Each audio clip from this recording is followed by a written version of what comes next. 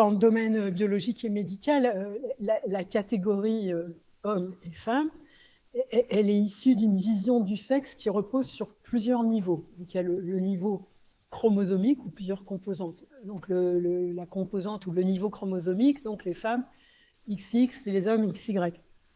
Le niveau gonadique, on l'a dit, donc les testicules ou les ovaires. Le niveau gamétique, donc les spermatozoïdes ou les ovules. Le sexe phénotypique interne, c'est-à-dire l'utérus chez la femme, les canaux déférents chez les hommes. Le sexe phénotypique externe ou sexe périnéal ou sexe génital, c'est-à-dire les organes génitaux externes. Et le sexe hormonal, hormones sexuelles dites féminines, oestrogène, progestérone, et masculine, testostérone.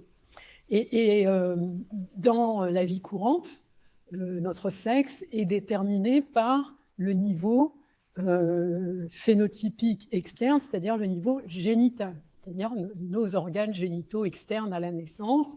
On a le bébé, on regarde, il a plutôt des organes génitaux de petit garçon et on va cocher masculin sur le certificat de naissance, ou bien des organes génitaux de fille, on va cocher féminin.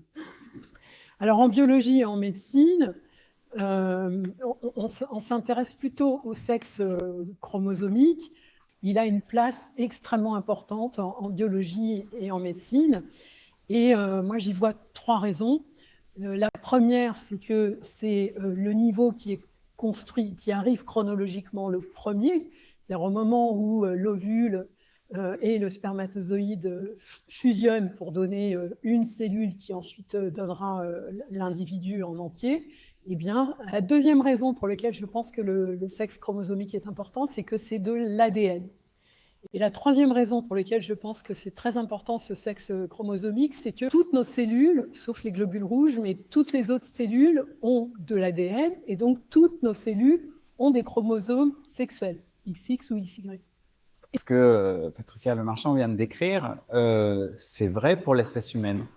Mais en fait, ça n'est en aucun cas une généralité pour toutes les espèces qui ont du sexe. Le sexe n'est pas nécessairement chromosomique. On dit par exemple que chez les tortues, le sexe de la portée, de la couvée, dépend de la température d'incubation.